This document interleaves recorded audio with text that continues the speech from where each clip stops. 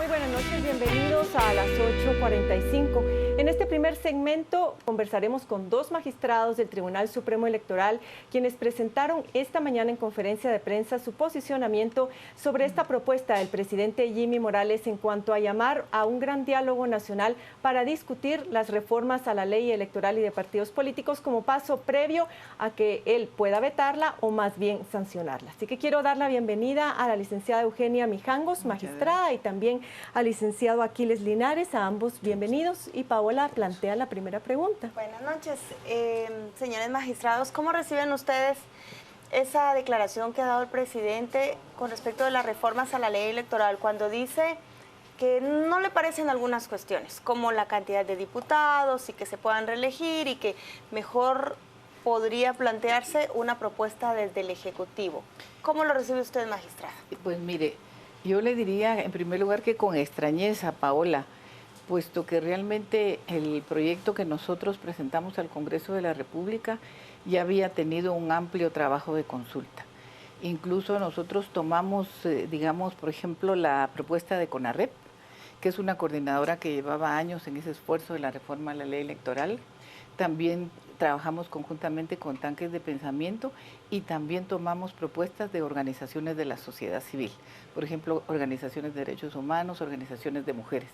Realmente creemos que compartimos con él, digamos, algún criterio de que no está todo lo que debería estar. Sin embargo, si vemos esta reforma, por ejemplo, de cara a que la última reforma se hizo en el año 2006, estamos hablando de 10 años sin reforma a la ley electoral. Entonces, creemos que tiene temas sustantivos, tal vez más adelante hablamos de esto, pero sobre todo es muy importante destacar que tiene un artículo al final que obliga que después de cada proceso electoral se nombra una comisión multisectorial. Esta comisión llama a sociedad civil, llama a Tanques de Pensamiento, se hace una evaluación del proceso y se hace una nueva propuesta de reforma. Entonces yo creo que con eso ya vamos a eliminar, digamos, este estancamiento. Y nosotros en general, tal y como lo hicimos ver en la conferencia de prensa de hoy en la mañana, valoramos que sí es una reforma que tiene avances sustantivos para la democracia. Licenciado Linares, usted comentaba esta mañana que era exagerado convocar a un diálogo nacional. ¿Por qué lo considera exagerado? No recuerdo si utilicé la palabra exagerado, pero en todo caso sí expreso mi asombro de que se tome ese tipo de vía para expresar una opinión por parte del Ejecutivo. Incluso, discúlpeme que me salga un poquito del tema que usted menciona, pero el que usted mencionó, por ejemplo, cuando se dice que no se aprobó la temática esta sobre la reelección de los diputados. La verdad es que el Congreso de la República no podía ir contra una norma constitucional. La norma constitucional es muy clara en ese sentido cuando se permite la reelección de los diputados. Entonces el Congreso no podía hacer otra cosa que la que hizo, pues. Llama poderosamente la atención esto que les digo, porque proviniendo de el señor presidente y de sus asesores, por supuesto, es de extrañar esa posición. Ahora, en cuanto a lo que usted señala, mire, yo sostengo la opinión de que aquí hay una mala asesoría y que probablemente los asesores no le dieron lectura a lo que se aprobó en el Congreso. Lo que señala la licenciada Mijangos, la magistrada Mijangos, es absolutamente verídico. Contiene la reforma una serie de avances muy positivos. Por supuesto que no es llegar a Hong Kong. Por supuesto que hay una serie de temas que no fueron aprobados. Pero eso no quiere decir que sea un desastre las normas aprobadas. ¿Qué aspectos en particular resaltarían de esas reformas? Porque sabemos que si no se aprueba o si no se sanciona esta ley por parte del presidente y suponiendo que el Congreso de la República la vetara también, aceptara ese veto, ¿qué reformas se pierden? Mire, considerando las experiencias de las elecciones pasadas, en donde se presentó, igual que cada vez que hay elecciones, una serie de problemas que la población estuvo requiriendo fueran solucionados y de no aprobarse las reformas en esta ocasión podrían volverse a presentar en el próximo proceso electoral. Bueno, mire, a mí me gustaría destacar en primer lugar 3 aspectos.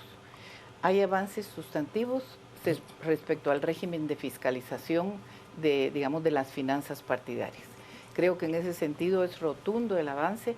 Por ejemplo, el auditor electoral en este momento con esta ley, que ojalá pueda sancionarse, puede pedir información, digamos, a la Contraloría General de Cuentas, a la CIV, a la SAT, a la CIT, y ellos tienen obligatoriedad de darle toda la información. Además, el régimen de medios de comunicación va a propiciar una contienda electoral mucho más equitativa. Creo que eso también es un avance. Y el régimen de sanciones, si ustedes se recordarán, todos los tribunales anteriores siempre había la problemática de la campaña electoral anticipada y siempre estaban con el problema, la sanción llega hasta $125. Ustedes recordarán que empezaron a sancionar por valla.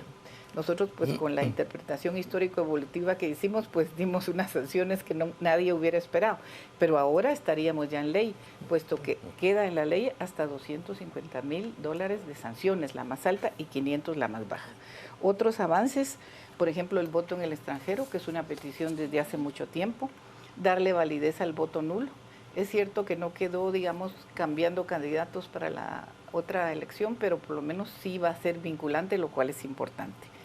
Hay normas que democratizan el órgano electoral, la presidencia rotativa, por ejemplo. Hay posibilidad para el órgano electoral, algo creo muy necesario, de poder establecer un poco de cambio en las fechas, que esto no estaba contemplado y considero que es sustantivo también, porque lo pudimos ver el año pasado con todos los acontecimientos, si ustedes se recuerdan, habían muchas voces que decían hay que atrasar un poco las elecciones o que no se lleven a cabo, y nosotros atados completamente de manos, ¿verdad? La comisión de actualización, que ya se los dije, y digamos, es cierto que quedaron fuera aspectos como el voto uninominal. A mí particularmente, pues ustedes saben, me dolió mucho que quedara fuera la paridad para mujeres y pueblos indígenas, pero sin embargo tenemos la luz de que podemos nuevamente presentar otras normas. Creo que es una reforma sana para la democracia. Creo que no fue fácil para los partidos políticos realmente. Si ustedes se ponen a leer la reforma, como dice el magistrado Aquiles, pero con toda atención y así detalladamente, tiene avances muy importantes. Ellos hicieron de veras un esfuerzo. Hay aspectos que no. Por ejemplo, la democratización interna. Ahí es donde realmente quedó como un tema pendiente. Sí, ese tema fue muy poco lo que se dio. Pero es que también no podemos ver estos procesos como partir de cero y ahora todo se va a lograr. Yo creo que todo es evolutivo. ¿Y hay posibilidad que con ese diálogo que está convocando el presidente de la República se subsanen esas cuestiones que no lograron consensuarse o aprobarse en el Pleno del Congreso? ¿O cómo ven ustedes que se inicie una nueva etapa para proponer reformas? Bueno, la magistrada ya lo señaló. Hay una norma que se aprobó en el sentido de que se inicia un proceso de modernización después del proceso electoral. Pero lo que se está proponiendo, voy a utilizar un epíteto un poco fuerte, pero es una barbaridad. Eso sí, es una barbaridad. ¿Por qué? Porque simple y sencillamente el Congreso de la República es el que constitucionalmente está facultado para hacer las leyes, digámosle así, para derogarlas, decretarlas, reformarlas. Y hecho este proceso, se va al Ejecutivo, quien tiene 2 caminos legalmente hablando.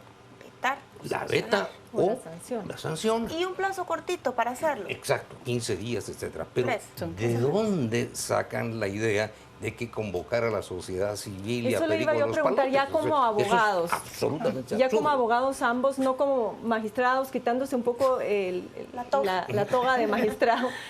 ¿Recuerdan ustedes alguna otra ocasión en que otro presidente haya hecho un proceso de esta naturaleza para otra ley? No lo recordamos. ¿Y cuál es el origen que encuentran ustedes? Usted sí está mal asesorado al presidente, pero... Yo sé. Es que está en contra el Congreso, el TSE, la sociedad, la Corte de Constitucionalidad que dio el informe. Va solo el Ejecutivo. ¿Qué puede estar pasando allí que intentan iniciar todo este proceso? Mire, yo sinceramente no me atrevería pues a especular cuáles fueron las causas. Quizás solamente podríamos hablar de tal vez la inexperiencia, ¿verdad? Pero confiamos en que... Aunque hay un tema aunque sensible, yo siento licenciada, que que es el financiamiento de los partidos, por ejemplo. Este tema en particular es estratégico porque impediría el flujo de dinero, esa compra de candidatos, compra de partidos políticos y el control que se tiene sobre estos en un proceso electoral y posterior a él, una vez estas personas llegan al poder. Ese es un tema que podría estar causando alguna especie de ruidos alrededor del presidente para que él tome esta decisión. Pues mire, realmente no sabría decirle porque yo pues no estoy al tanto, digamos, de quiénes son los asesores como más cercanos ni nada de esto. Sin embargo, digamos, en el tema este que menciona usted, el financiamiento, también está el tema, digamos, de la equidad en cuanto a que va a ser el TSE el que va a manejar las pautas en los medios de comunicación y les va a dar certificados. Eso yo creo que es un avance importantísimo, puesto que si usted se da cuenta, nosotros tenemos un débil sistema de partidos políticos en el cual digamos, se dice no tenemos partidos políticos, verdaderas organizaciones con una vida partidaria fuerte, sí, o que estén todo el tiempo en el diálogo nacional. Realmente tenemos una especie como de máquinas electoreras que se activan cuando vienen las elecciones y después entran en estado de hibernación. Con esto realmente ya no va a ser, digamos, el dinero el que maneje las campañas, sino va a haber una equidad. Los partidos pequeños o los grandes van a tener los mismos tiempos en los medios de comunicación. Es un aspecto fuerte. También contiene la reforma algunas cuestiones muy especiales de todo lo que nos tocó vivir a nosotros cuando recién llegamos al Tribunal Supremo Electoral y estaba la campaña electoral en su apogeo y siempre con nuevas modalidades. Por ejemplo, una persona que empieza, digamos, a promocionarse sin tener ningún partido ni decir claramente por qué. Todo eso está contemplado ahora. Ya está regulado. Está incluso regulado la cancelación de personerías jurídicas de asociaciones que estén haciendo campaña. Podríamos electoral. pensar entonces, a la luz de todos esos logros que usted menciona, que parte de esta oposición o de digamos, puesta en tela de duda el contenido de la reforma podría ser más bien que se ha avanzado tan sustantivamente que por eso es peligroso aprobarla tan rápido. Bueno, es una hipótesis que habría que ver si se confirma o no. Es decir, que fuera lo contrario, más allá de decir no responde a las demandas ciudadanas, es que tal vez responde demasiado mire, para ciertos intereses. Yo quiero aprovechar esta pregunta suya para decir lo siguiente. El Colegio de Abogados nombró una comisión para ver el tema electoral en el país y dentro de ellos vio las reformas a la ley electoral y de partidos políticos. Y lo primero que se dice ahí es de que las reformas, fíjense lo que voy a decir, continúan manteniendo una interpretación de los intereses ideológicos, jurídicos y políticos doctrinariamente conservadores. Eso es lo que dice la comisión, cosa que yo, por supuesto, coincido totalmente. Bueno, eso podría ser contrario a lo que estamos diciendo, pero no es así. ¿Por qué? Porque efectivamente, como justamente lo señala la magistrada, ha habido avances en estas reformas. Hay avances sustanciales, algo que no se menciona para nada. Por ejemplo, es el sistema de representación por minorías que no se había tocado. Otra cosa que no se menciona para nada es de que se regula el pluralismo político e ideológico para los partidos. Es decir, los partidos tienen ahora obligación de explicitar en sus estatutos su ideología, ya no solamente sus principios. Y no solo su ideología, sino que esta traducirla en su proyecto económico. Claro. Si ustedes hacen una comparación entre los discursos que, el 98% de los partidos hacen en campañas electorales y comparan el contenido de uno y otro, dice exactamente lo mismo. O dicen, bueno, otras cosas, ¿verdad? Entonces, ahora no. O contradicciones, sí. Ahora no. Debe haber congruencia. Ahora tienen que expresar en sus estatutos cuál es su ideología en torno a la temática económica. ¿Qué proyecto económico le ofrecen a la ciudadanía que van a impulsar? Licenciado, ¿y sería un borrón y cuenta nueva si el presidente no veta ni sanciona, sino que convoca nuevamente a discutir las reformas, lo que se aprobó fue tiempo perdido entonces. No, ¿por qué? ¿Por qué? Porque si aquí, como decíamos hace un rato, dos posibilidades, o la veta, o simple y sencillamente la sanción. Supongamos que la vete. Pero entonces se está convocando un diálogo para justificar o sustentar algo que él decida. Eso no va a tener ningún resultado, porque simple y sencillamente, para los efectos que estamos viendo de sus dos posibilidades, no tiene nada que ver, absolutamente nada que ver. Imagínense que, como se mencionó incluso algunos intelectuales, comentaristas, políticos, etcétera, a quienes les tengo mucho respeto, se les mencionó como que van a participar en ese diálogo. Sí, yo no sé si es cierto o no es cierto, lo dudo un poco, pero en fin, en todo caso, lo que digan ellos no influye en nada. Depende, porque si lo veta. Bueno, lo veta el Congreso, perfectamente puede hacer lo que hizo ya una vez. Ahora, ¿qué sienten ustedes cuando el presidente utiliza la palabra recapacitar? Cuando llama a los magistrados del Tribunal Supremo Electoral a recapacitar sobre las reformas y a decir que el diálogo es necesario porque él va a ser la persona que va a tener que prácticamente sancionar esa legislación y él es el que va a correr con la responsabilidad de lo que ahí emane. ¿Qué piensa, licenciada? Pues mire, esto? yo no sabía que nos había hecho, digamos, esa mención, digamos, o ese llamado a recapacitar. Nosotros, digamos, hoy en la mañana que dimos la conferencia de prensa que publicamos el comunicado, no es en ninguna forma algo que se ha hecho sin recapacitar o sin meditar. Realmente para nosotros fue un trabajo serio el que hicimos de las reformas. En primer lugar, como les decía, tomamos reformas de larga data que tenían diferentes grupos y tanques de pensamiento. En segundo lugar, nos dedicamos más o menos un periodo como de 3 semanas, tanto magistrados titulares como suplentes, de tiempo completo a trabajarlas. Contábamos también con el expertise, con la experiencia del magistrado Solórzano. O sea, y nosotros no creemos en ningún momento que sean unas reformas apresuradas o sin recapacitar. Pensamos que sí son unas reformas que merecen que sean, digamos, sancionadas. Y si, insisto en este punto, si el presidente finalmente lo que decide es hacer un veto sustentado, fundamentado, ¿cuál va a ser el procedimiento? ¿Regresa al Congreso y qué puede pasar? Ahí lo que tendría que hacerse es prácticamente presentarlas nuevamente, ¿verdad? Sería el camino. Pero, mire, yo veo como que hubo ya un cambio, dijéramos, en lo primero que dijo él. Porque si ustedes se dan cuenta, primero dijo que iba a llamar a un diálogo a los sectores así amplios. En un segundo momento está diciendo que va a consultar con determinados tanques de pensamiento y con algunos analistas. Ya es como otro nivel, digamos, de menos extenso, pudiéramos decir. Y que esa consulta ya de hecho se hizo.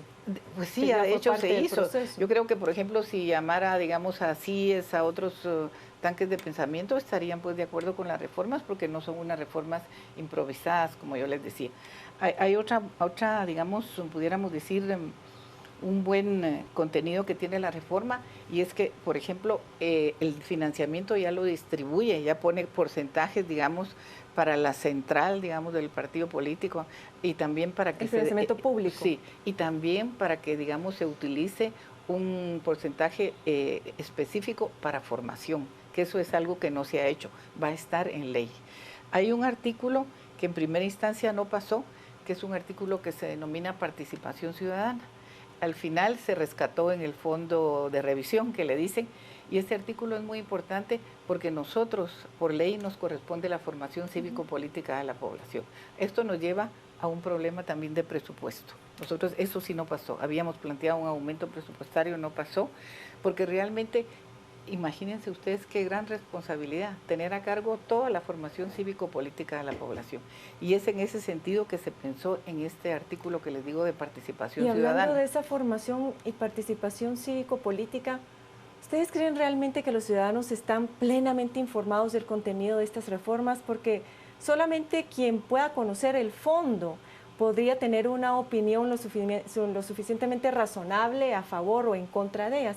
Pero sabemos que muy pocas personas posiblemente se tomen la molestia. Además son temas complejos de entender, y pareciera que las reformas únicamente se circunscriben a los temas que planteó el presidente esta mañana también. La fijación del número de diputados en 160, transfugismo, reelección, solamente por citar algunos. Sí, mire, yo pienso que nosotros pues dentro de la agregue ahí, licenciada, pero es bien fácil generar animadversión a reformas cuando se habla de que no se quieren más diputados y que no quieren diputados perpetuos. Sí, pues, sí, no, se simplifica de esa manera. Sí, hay temas, como le decíamos, que tenemos que reconocer, digamos, que no pasaron. Sin embargo, el número fijo de diputados sí quedó, que eso no estaba. ¿Se recuerdan que lo que está plasmado realmente es que va a ir aumentando conforme el censo? Pero ve que el mensaje cambió, porque en un principio, ante la debilidad y las críticas al Congreso de la República, se empezó a solicitar que se fijara el número en 160, pero se hablaba de fijación del número de diputados. En algún momento del proceso de aprobación de estas reformas, el discurso cambia y se plantea como aumento o incremento de diputados. En realidad sí, pero lógicamente la población lo percibe de manera distinta. Sí. Entonces, el número es 158 y se subió a 2 y queda ahí. Y ahí queda fijo, o sea, esa parte, digamos, se invisibilizó. Tú tienes mucha razón, Carmen, cuando dices que la mayoría de la población quizás no está informada, pero nosotros desafortunadamente no contamos con los recursos como para hacer una difusión, en primer lugar, digamos, en la extensión necesaria, en segundo lugar, también adecuadamente para toda la población. Sin embargo, sí queremos que estuvieron participando y están apoyando las reformas numerosas organizaciones, y estas organizaciones, como es natural, tienen sus referentes a nivel local. Entonces yo pienso que a nivel propiamente de población organizada, digamos de organizaciones sociales, de derechos humanos, de mujeres, de pueblos indígenas, sí hay un conocimiento sobre la reforma.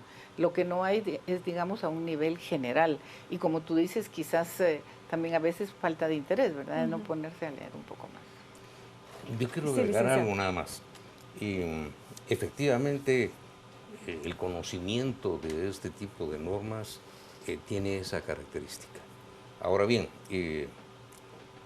si dentro de los abogados hay 2 abogados y hay 3 opiniones, se pueden ustedes imaginar qué sucede dentro de la población, máxime cuando no manejan con precisión este tipo de categorías. Sí. Eso es muy difícil. Y digo muy difícil porque se requiere una formación determinada para poderlo interpretar. Entender. Y hay otra cosa. En la famosa discusión que ahora pues no se ha planteado con mucha agudez de que qué es lo que hay detrás de una ley como esta. Entonces todo el mundo se va por la cuestión jurídica, no es que es un instrumento jurídico, sin tener en cuenta que la verdad es de que detrás de ello hay una concepción ideológica, filosófica, política. Lo que es la ley es el instrumento, la forma, pero no es lo otro. ¿Y usted cree, licenciado, que si volvemos a hablar sobre el caso hipotético de que la ley fuera vetada, sí, esas mismas organizaciones, esas mismas agrupaciones, tanques de pensamiento que participaron en su momento, y un momento que no se circunscribe únicamente a las jornadas cívicas de la plaza, sino que venía de mucho antes, ¿tendrán nuevamente esa voluntad de volver a discutir sobre lo ya discutido?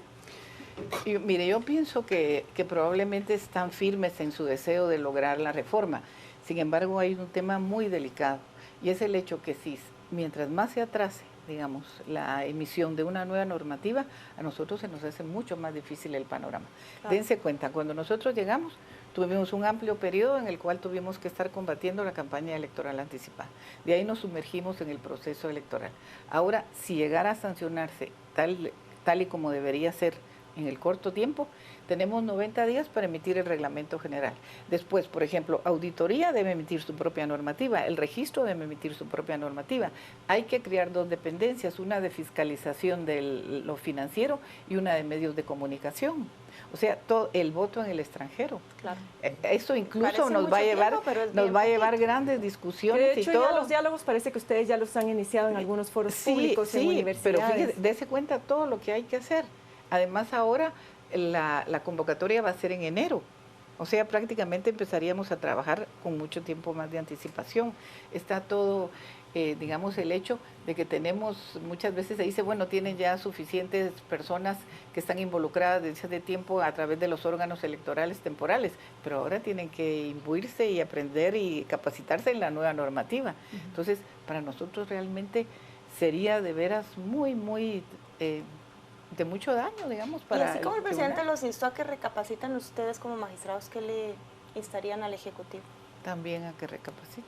Que lo sancionen, que lo sancionen desde Sí, que se Esa es mi jubila. opinión, que eso lo ya- sancione. Sí, ya le dijimos pues en el comunicado y sería lo mismo, ¿verdad? Pedirle Pero que en términos la de sancione. viabilidad ya por los tiempos, ayer contábamos acá con dos analistas que nos 5 decían días. que ya en 5 días, ¿qué diálogo nacional puede haber? absurdo. Yo no sé y quiero preguntarles a ustedes si existe la posibilidad de prorrogar ese tiempo No. por parte de No, porque No, está en la está en la Constitución. Constitución, es una norma constitucional.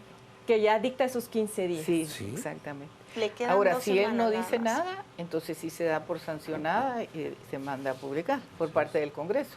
Pero Muy bien, muchísimas gracias, licenciada Mijangos, y también al licenciado Linares por habernos acompañado y darnos a Gracias a conocer ustedes. su Gracias a opinión, ustedes. su posicionamiento sobre este tema. Y vamos ahora con nuestra compañera Rocío Lazo, quien está ya lista para dar lectura a sus opiniones en redes sociales. Gracias, Carmen. Buenas noches. Hablamos en este momento sobre este llamado que ha hecho el Tribunal Supremo Electoral al presidente de la República, Jimmy Morales, para aprobar las reformas a la ley electoral y de partidos políticos. Esperamos sus comentarios a través de nuestras redes sociales. Vamos a comenzar con Juan Carlos López. Las reformas son como las solicitó el Tribunal Supremo Electoral. Los magistrados conocen cómo quedaron aprobadas. Oscar Morales, sin esas reformas, las reformas no sirven. Nunca tienen dinero, solo eso les interesa. Raúl comenta, estos cambios son útiles, pero eminentemente administrativos. El sistema electoral permanece intacto, perverso y nefasto. Abogada Chapina, reformas interesadas y condicionadas. Hibernación no, pasan a gastar su plata por voto obtenido, eso nos dice Carlos Alvarado. Soy Chapín sin justicia, eso es lo peligroso. La ley electoral y de partidos políticos está viciada. Y si no es la sociedad civil, entonces ¿qué? Que ellos pongan leyes a su sabor y antojo, eso nos dice Luigi T. Forever. Antonio Gómez, Jimmy Morales está haciendo ridículo al vetar la ley electoral y preocupante a la sociedad. Giovanni Duarte, si en 15 días no sanciona o veta, se da por sancionada. Le agradecemos por participar a través de nuestras redes sociales, ya lo sabe, en Facebook y en Twitter nos encuentra como Canal Antigua. Vamos a la pausa y ya volvemos con más.